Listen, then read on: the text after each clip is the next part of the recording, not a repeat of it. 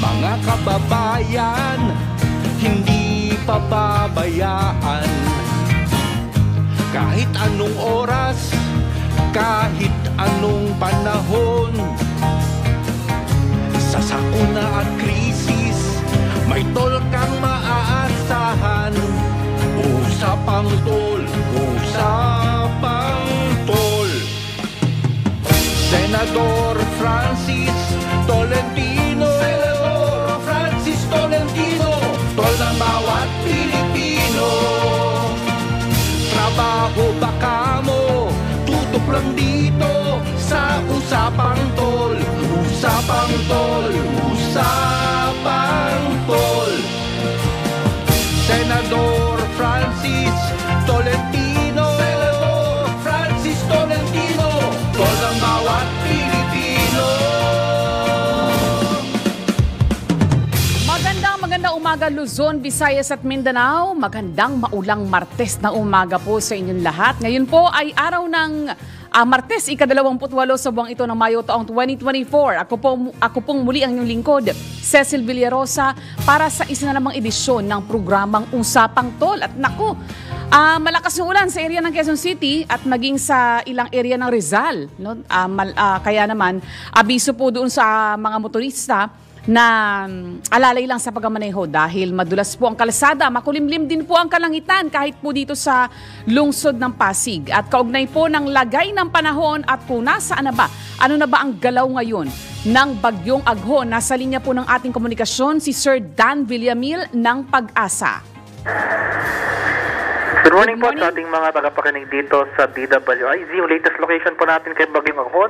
Kaninang 4 a.m. ay nasa layong 315 kilometers silangan ng Tuguegarao City sa Cagayan. Isa itong typhoon na may taglay na lakas ng hangin na malapit sa gitna na umaabot sa 130 kilometers per hour at pagbugso na umaabot sa 160 kilometers per hour.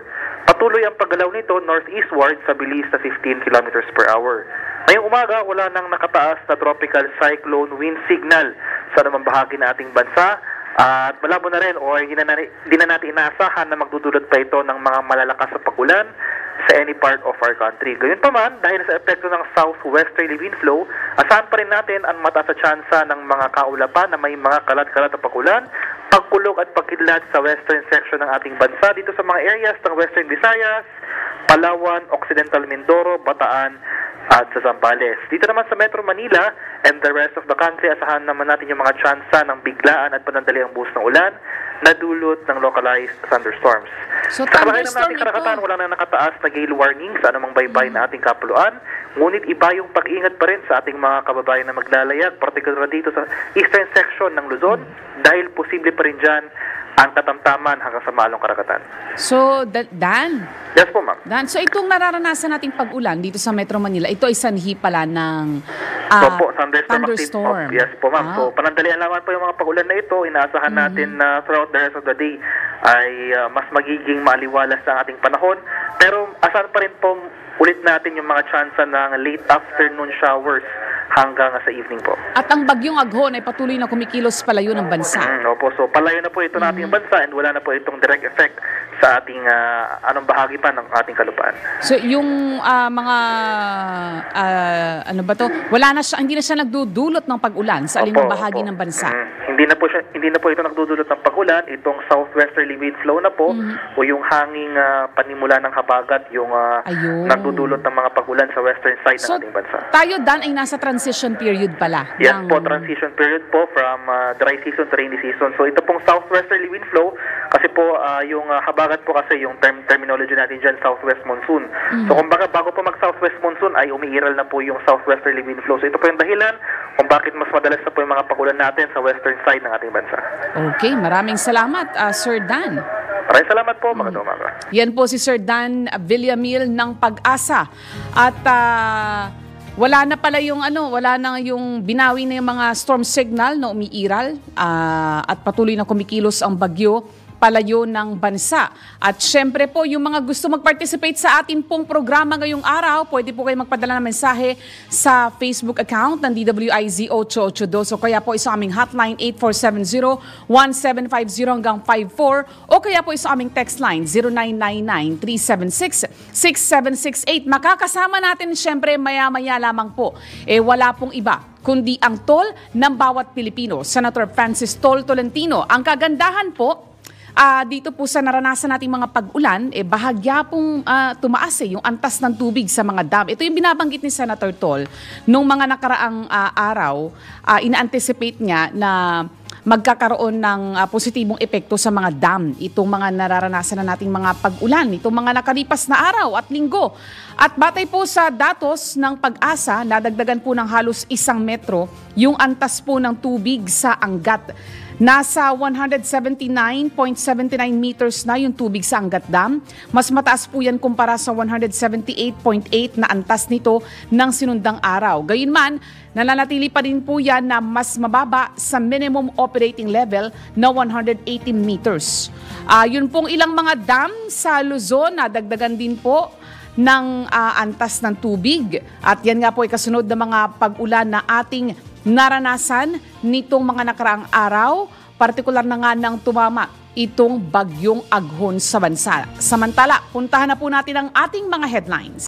Mga malalaking balita, pinag-uusapan, mga balitang bagong-bago sa DWIZ Headlines. Sa uno ng ating mga nagbabagang balita ngayong araw ng Martes, ika-28 sa buwang ito ng Mayo taong 2024, bilang ng mga napaulat na nasawi bunsod ng bagyong Aghon, umabot na sa 5. DWIZ Balita. Power interruption, inaasahang magpapatuloy hanggang sa susunod na linggo. DWIZ Balita. Panibagong oil price hike, kasado na ngayong araw. DWIZ Balita. Pangulong Marcos Jr. biyaheng Brunei ngayong araw. DWIZ Balita. At suspect sa pagpatay ng isang LTO official, arestado na. Mga balitang updated, mga isyong updated, mga komentaryong updated sa Usapang Tol. Kasama si Senator Tol, Senator Francis Tolentino, Tol ng bawat Pilipino, at Cecil Villarosa.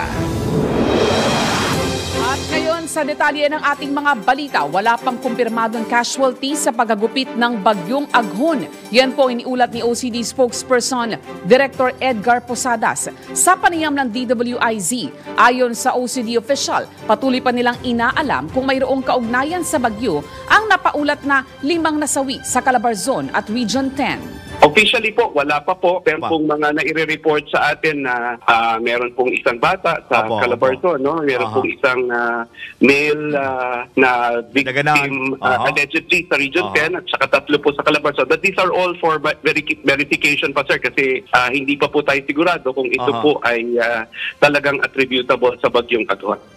Samantala, iniulat din ni Posadas na umabot na sa 7 ang bilang ng mga nasugatang individual, habang halos nasa 20,000 katao naman ang naapektuhan ng bagyo. Listed 8,465 families or 19,373 po ng mga katao na naapektuhan ng bagyong si Aghon, ano po, in 158 barangays. Out of this, 657 po families or 2,162 persons ang nanuluyan po sa mga evacuation centers. 81 po ito, no? 81 evacuation centers. Meron din po na nag-evacuate sila pero hindi po tumira sa mga evacuation centers. We have 821 families. Yan po ang tinig ni OCD spokesman Director Edgar Posadas sa panayam ng DWIZ. DWIZ Balita. Binabanggit nga ng NDRRMC, batay naman sa monitoring ng NDRRMC, naibalik na po yung supply ng tubig mula sa 2 LGU na nakaranas ng water interruption nang manalasa po ang bagyong Aghon. Habang 6 na LGU pa ang apektado ng power interruption at 2 LGU pa yung nakakaranas ng problema sa komunikasyon. Ito po ay kanilang datos kahapon na umaga, every 8 a.m. Karaniwang naglalabas ng pinakahuling update, no, o o impormasyon ng NDRMC kaugnay sa kanilang monitoring sa bagyo. So we expect na itong mga LGU na nakaranas ng power interruption, ng problema sa communication lines, magkakaroon pa po ng improvement ngayong araw na ito. Samantala, dako po tayo sa iba pang mga balita, maaaring maranasan ang mas maraming power interruption sa susunod na linggo. Yan po ang babala ng Department of Energy kung hindi pa magiging normal ang supply ng kuryente kasunod ng bagyong Aghon at ng mainit na panahon.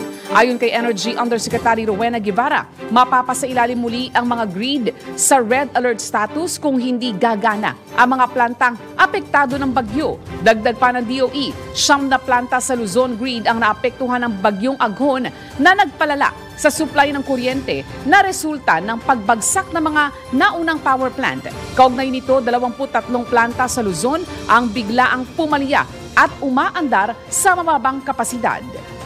DWIZ Balita. Dahil manipis nga po yung supply ng tubig, no? Maraming mga hydro power plant yung operating sa minimum capacity.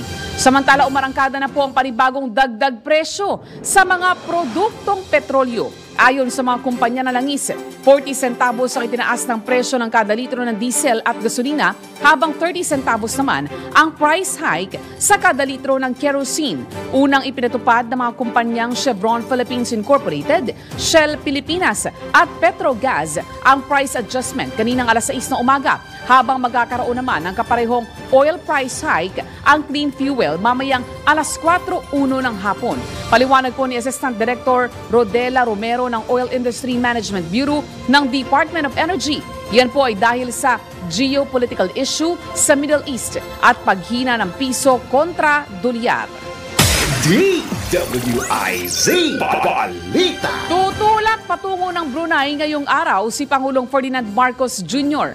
para po yan sa isang state visit. Ito po ang kauna-unahang state visit ng Pangulo sa naturang bansa kung saan inaasahan na magkakaroon sila ng bilateral meeting ni Sultan Hassan Al Bolkiah at iba pang mga opisyal. Maliban dito, nakatakdaring dumalo sa isang business forum ang presidente at makikipagkita rin siya sa Filipino community sa Brunei. Tatagal hanggang May 29 sa Brunei si PBBM at magtutungo naman sa Singapore sa May 31.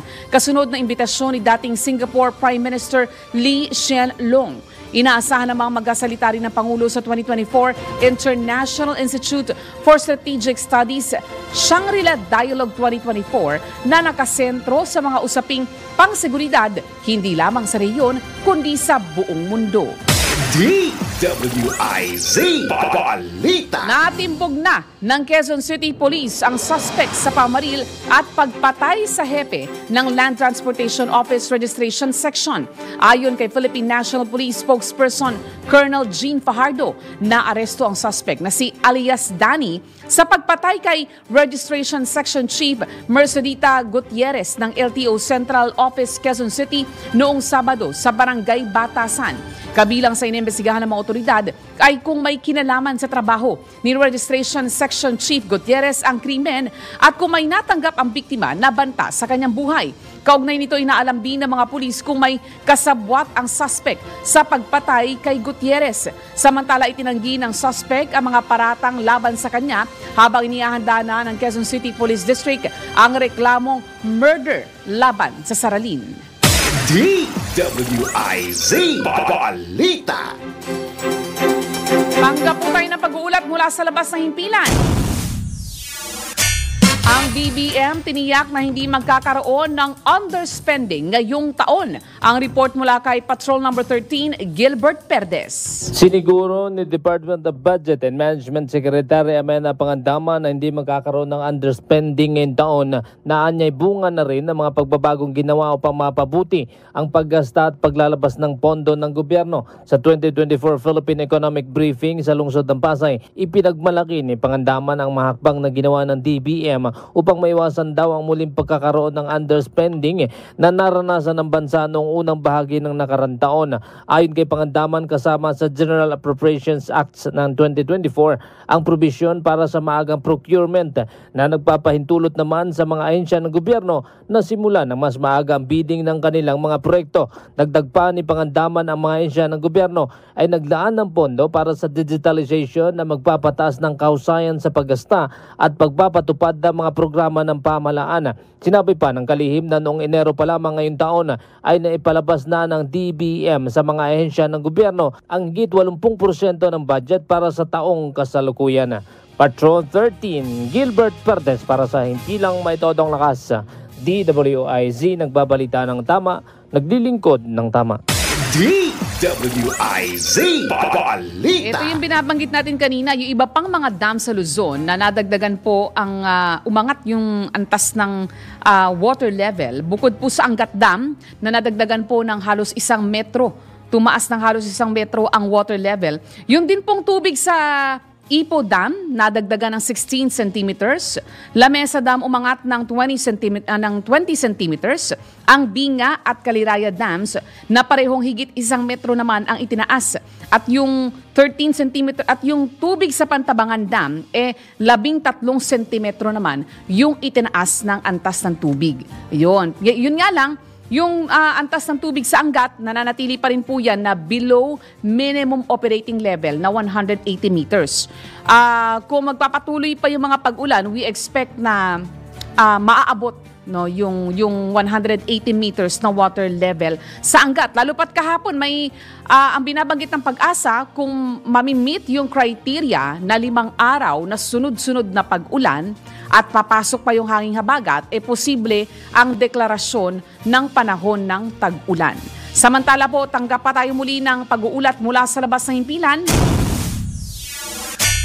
Ang investigasyon ng Senado kay Mayor Guo, walang halong racism. Report mula kay Patrol Number 19, Celi Ortega Bueno. Hindi pag-atake ng mga Pilipino sa mga kababayan na may Chinese heritage ang ginagawa investigasyon ng Senado kay Banban Tarlac Mayor Alice Guo. Ayon kay Hontiveros, ang kanyang great grandmother sa side ng kanyang ina ay purong Chinese, kaya hindi kailanman magiging katanggap-tanggap sa kanyang committee ang racism, xenophobia at xenophobia anuman ang lahi. Ang investigasyon niya ay may kinalaman sa pagkakasangkot ni Mayor Guo sa Pogo at sa mga krimeng kadikit nito o kaakibat nito. Git ng senadora, hindi maituturing na witch hunt at walang kaugnayan sa politika ang investigasyon ng Senado kay Guo dahil ito'y ukol sa national security, criminal activities, pananagutan sa public service at ang kawalan ng sistema na i-regulate ang Pogo bilang business model. Malaki anyang kakulangan sa panig ng Senado kung hindi sisilipin ang anggulong ito, lalo't ito naman ang lumalabas sabang nagsasagwa na investigasyon ang kanyang committee. Ito sa Patrol 19, Celi Ortega Bueno para sa Himpilang Metodong Lakas sa DWIZ. Nagbabalita ng tama, naglilingkod ng tama.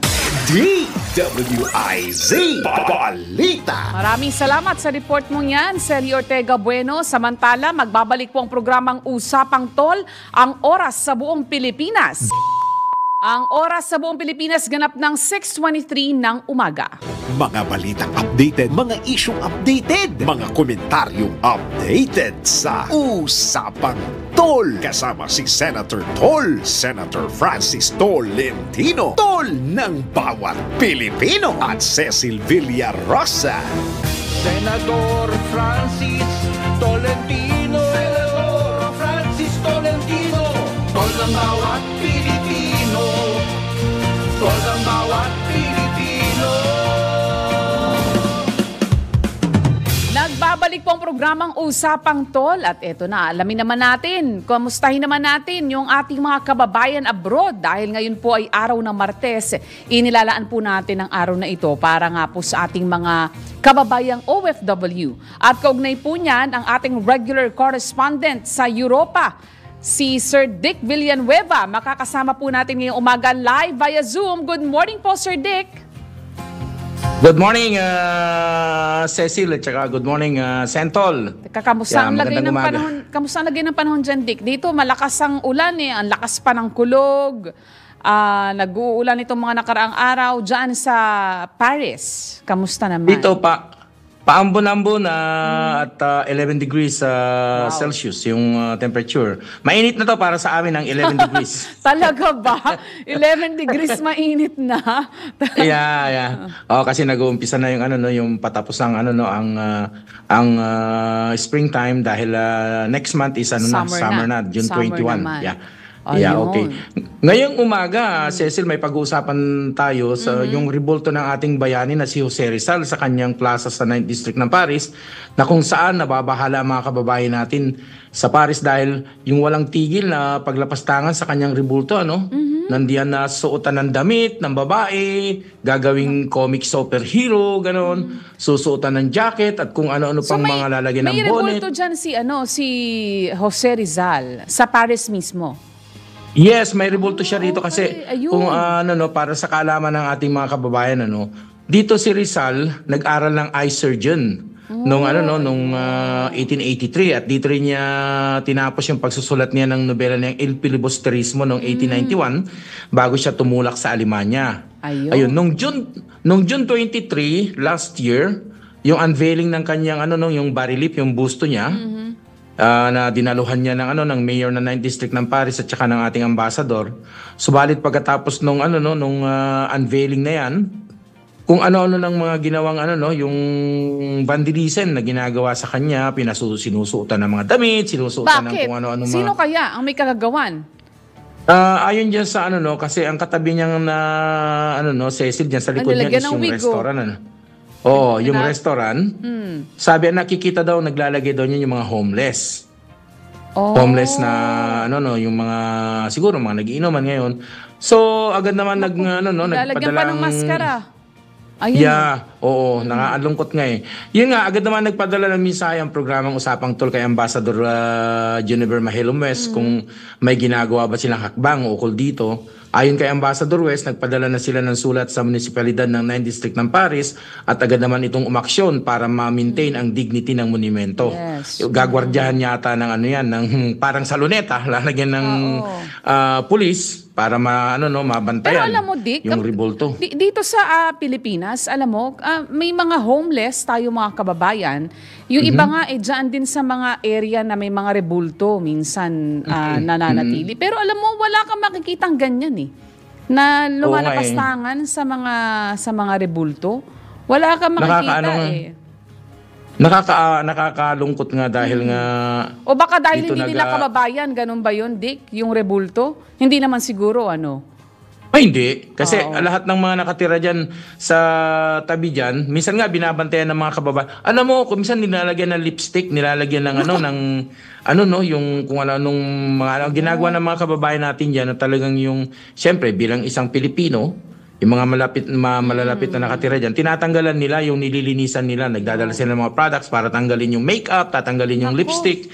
Nilalagyan ng cutex yung lipstick, yung cutex ginagawang lipstick nilalagay sa lips niya. So, siyempre, nakakalungkot din naman. Kaya, siyempre, nagmensahe tayo sa, sa ambassador kung ano bang ginagawa nilang hakbang dyan. So, ang sabi naman ng ambassador, sumulat naman daw sila sa munisipalidad at agad naman daw nag-aksyon. Ngayon, sige, titignan natin kung mauulit pa yan dahil kung mauulit pa yan is talagang hindi na maganda para sa sa ginagawang yung paglapastangan niya sa ating pambansang bayani na si Dr. Jose Rizal na dito rin nag-aral, na gumawa rin ng rito ng dito yung history rito sa sa Paris. Dito siya nag-aral ng eye surgeon Oo, kaya sabi ko nga nakakalungkot talaga, Cecil. Itong nangyayaring to. Oo, kasi baka bored yung mga ibang yan ang napagdidiskitahan. Lalo na pag nakainom sila. Nako. Nagiinuman yung mga homeless kasi katabi niyan cafeteria, yung bar, yung kapihan, yung mga restaurant pag sa araw So yan nga ang inaano natin na dapat sana hindi nilalagyan ng mga lamesa yan ng mga restaurant. Ibig sabihin sa tapat mismo ng rebulto, meron. Tabi mismo. Pero alam mo, ganyan din naman dito, Dick. Di ba yung Raha Sulaiman Park? Kung hindi ko alam kung familiar ka doon. Yung, di ba, along Ross Boulevard, may Raha Sulaiman na rebulto. nakapaligid doon mga ano may mga malapit na inuman doon Pero wala kang makikitang lumalapastangan. Ang kagandahan naman kasi noon barricaded.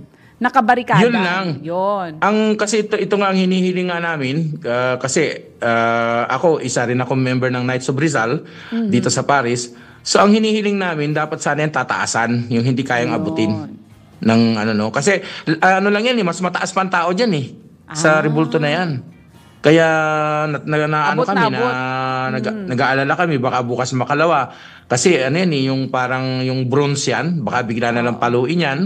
O nakawin yung dahil bronze yan, pwedeng ibenta yan. Baka ngayon na maganda, Dick, na malagyan ng barikada na mataas-taas. Yeah, oo. Tsaka yung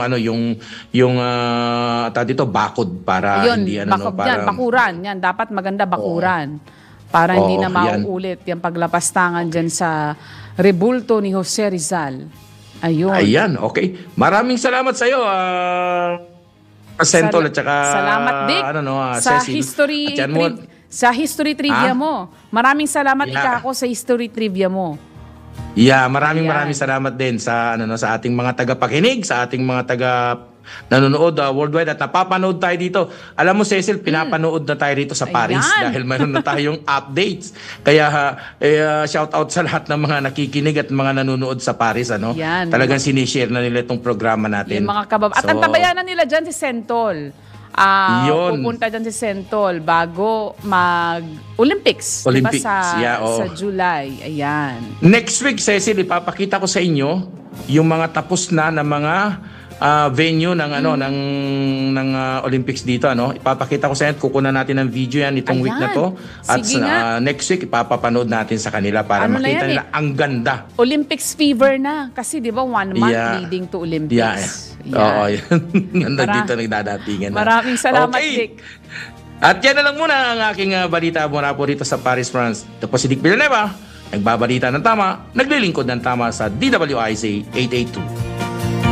Ayan, maraming salamat Dick Villanueva. Puntahan na natin ang ating minomonitor araw-araw na presyo ng mga bilihin.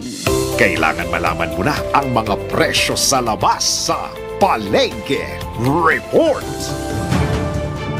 Magandang maulang umaga sa iyo, Alexa Avila. Nandiyan siya ngayon sa Quinta Market sa Quiapo, Maynila. Kamusta ang lagay ng panahon dyan, Alexa? Magandang umaga, Miss Cecil, na sa mga tagapakinig natin sa Usapang Tol dito sa DWIC. Miss Cecil, medyo pero makulimlim? Ambon na lang talaga dito ngayon. Ambon. Ayan, kaya magdadala pa rin ng payong yung ating mga kababayan kung lalabas ng bahay para may pananggalang sa ulan. Ayan. Kamusta naman ang presyo ng mga bilihin dyan, Alexa?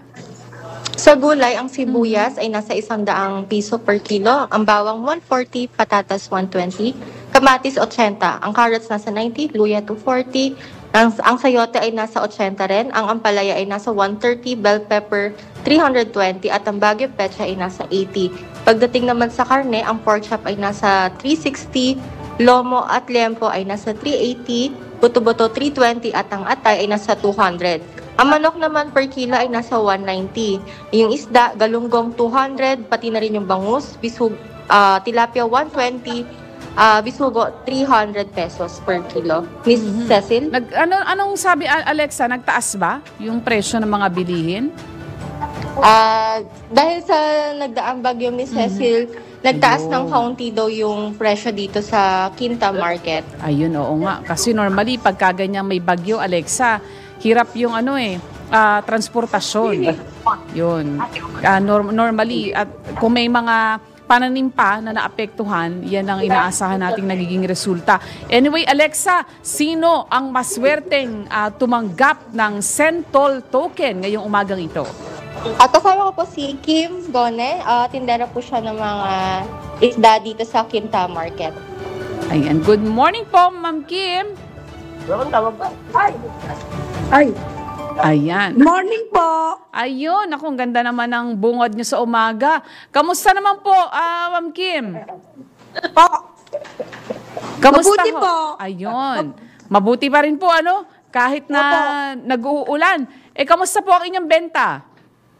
Okay naman po, kahit paano po. May namimili po. Ayun, yun ang maganda. Kahit umuulan, lumalabas yung mga tao para mamili. Ano ho? Opo. Ayun. Tumaas po ba ang presyo ng isda? Tumaas po ang presyo ng isda? Opo. Ayun. Tumaas po. Bakit daw ho tumaas?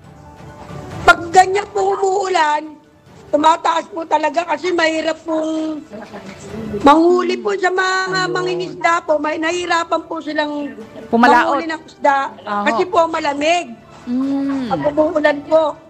Ayun, hirap mumalaot yung ating mga kababayan mangingisda. Ayan, sinusuot na ni... Sinusuot na yung usapang tol na t-shirt. Pampabuenas yan eh. Yan. Sabi ko, utang ng bayan eh. Magandang pampabuenas po yan sa umaga. Dadami lalo ang mamimili sa inyo. Yan. Ayan. Anyway, salamat po, Ma'am Kim. At laban lang, Anyway, maaga-aga pa naman. We expect na dadayuhin palalo yung inyong pwesto dyan sa Quinta Market. Sana po, salamat po. Okay po. Marami pong salamat sa suporta, Ma'am Kim, kay Sentol at sa programang Usapang Tol. Alexa? Yes, Miss Cecil, live tayo dito sa Quinta Market. Maraming salamat. Ayan, yan po si Alexa Avila. Inyo pong napakinggan ang kanyang palengke price monitoring mula po dyan sa Quinta Market sa Quiapo. Nasa mga oras na ito, nakakaranas na rin po ng pag-ambon. Magbabalik po ang programang Usapang Tol. Ang oras po sa buong Pilipinas, ganap ng 6:43 ng umaga. Mga balitang updated, mga isyong updated, mga komentaryong updated sa Usapang Tol. Kasama si Senator Tol, Senator Francis Tolentino, Tol ng bawat Pilipino, at Cecil Villarosa. Senador Francis Tolentino, Senador Francis Tolentino, Tol ng bawat Pilipino, Tol ng bawat Pilipino. Nagbabalik po ang programang Usapang Tol at good morning sa iyo, Senator Tol. Live mula sa Bacolod. Nasa Bacolod pa tayo hanggang ngayon dahil sa itong ROTC Games, mahaba pa ito pero pipilitin na natin bumalik ng Maynila mamaya. Marami ho magsisimula ngayon, Las 7, athletics, ngayon din yung finals ng yung bago nating sports na ginawa natin. Ito yung Raiders competition. Sana pala nakakapagpakita ako dyan ng mga video tapes. Opo, meron tayo bukas padadala ko. Sige, Padadala ko ngayon sa iyo. So, maganda naman at maganda ang panahon dito sa Bacolod City at kahapon kasama natin si Mayor Albi Benitez at saka yung mayor ng Silay, Mayor Judith Gallego. So, maganda naman ang panahon dito sa Bacolod City. Ay, dito nag-uulan, Senator At ang lalakas ng kulog. Ganon, oho.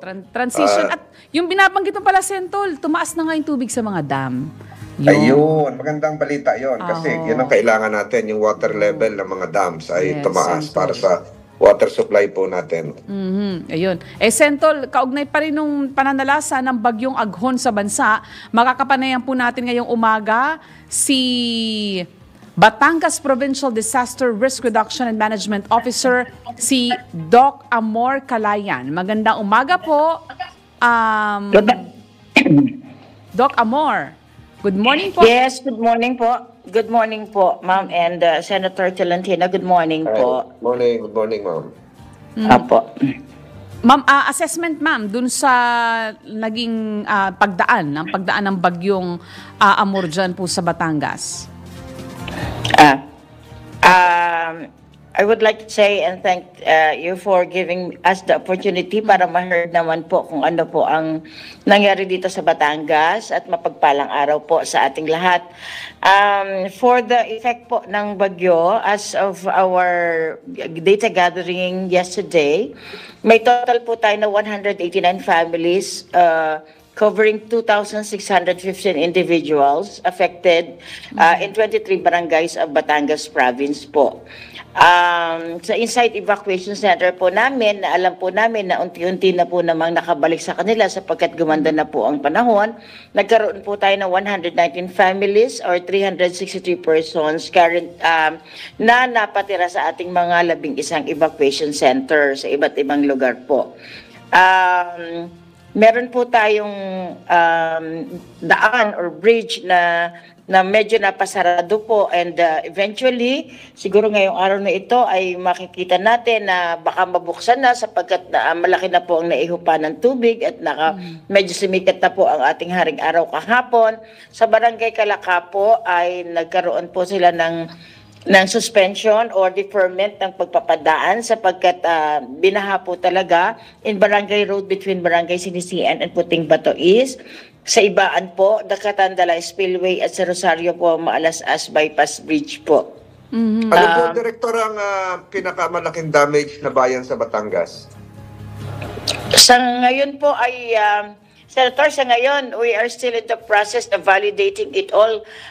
As to the impact po, ang pinakamalaki pa pong damage na nakikita namin ay yung nasira po na bridge sa Maalas-As at saka po yung... Saan po yung Alas-As, ma'am?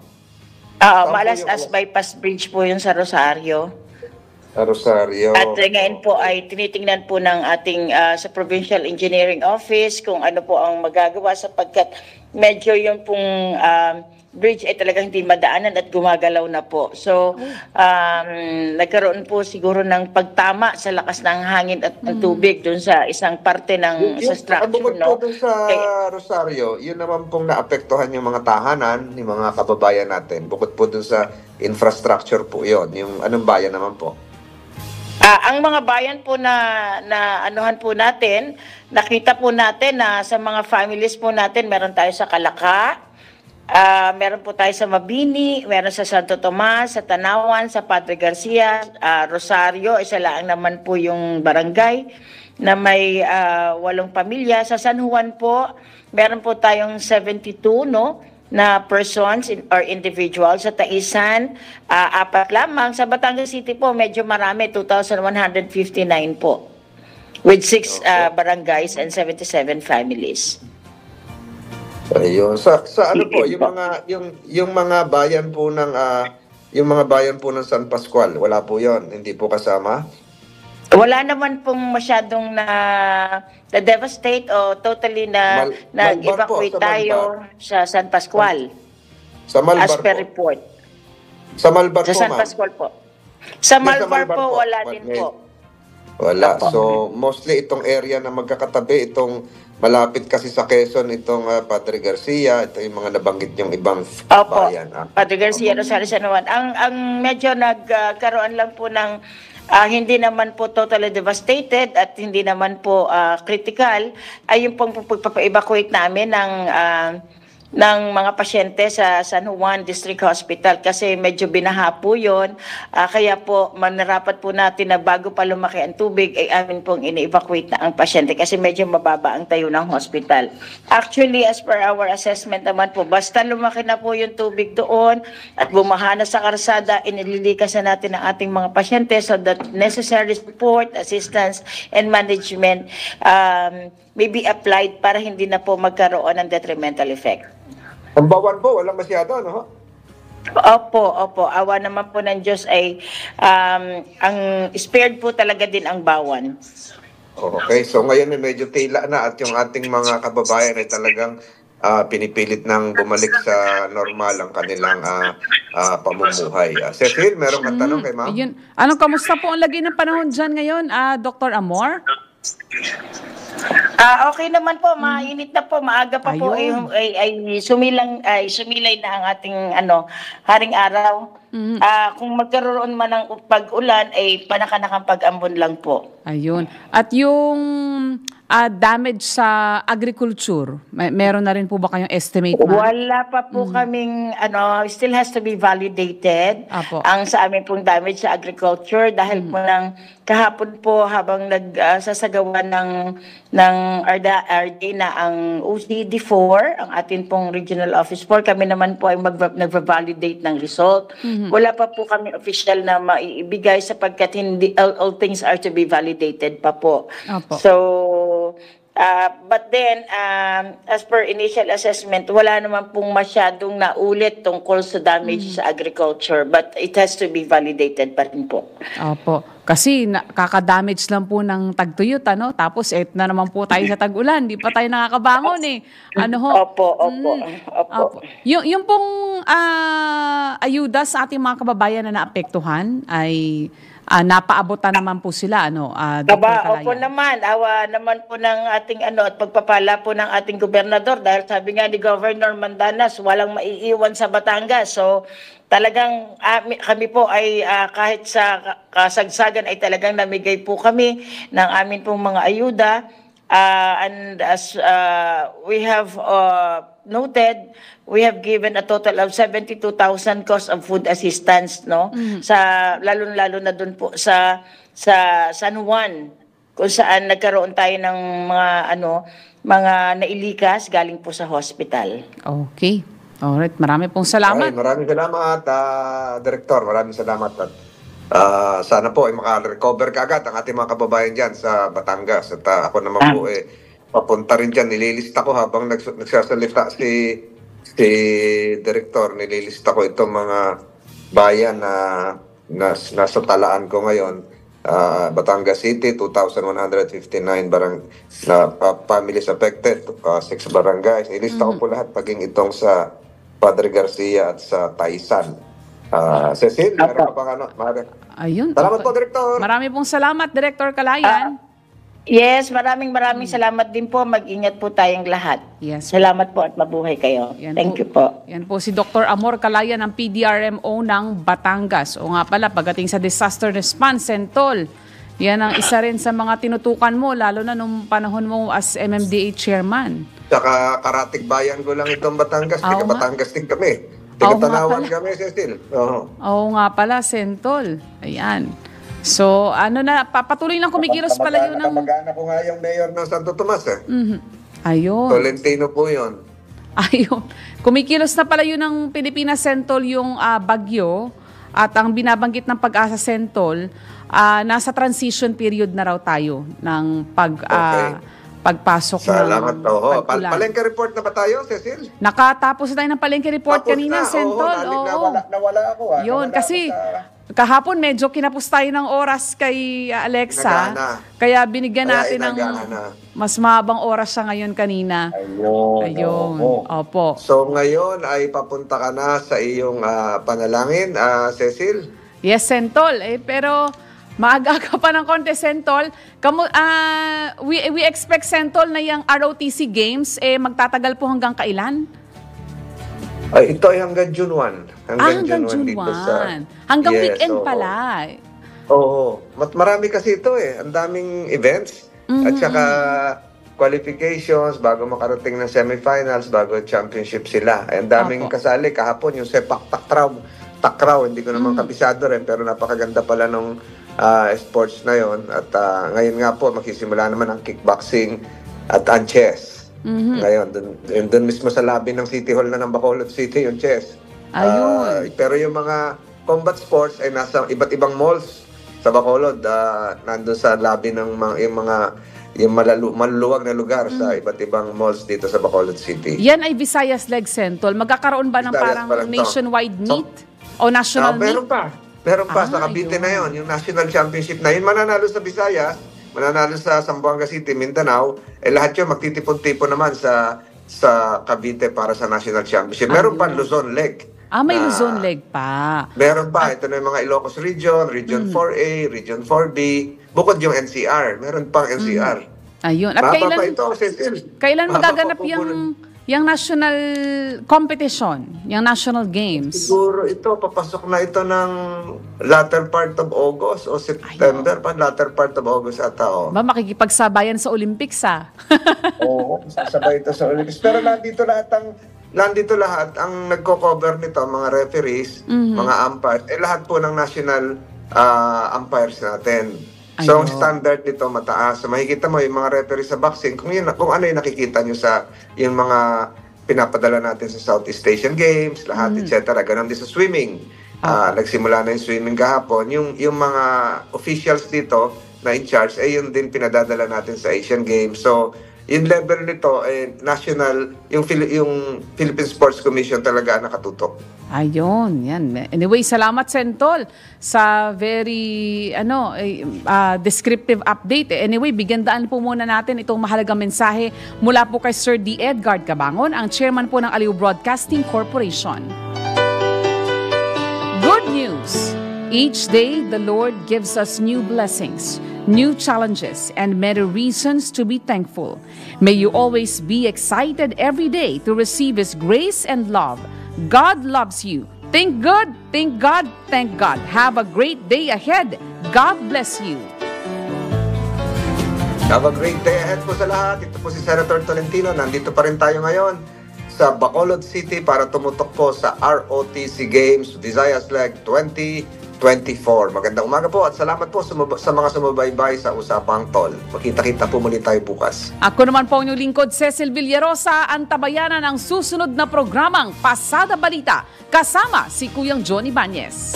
Senador Francis Tolentino, Senador Francis Tolentino, tol ng bawat Pilipino, tol ng bawat Pilipino.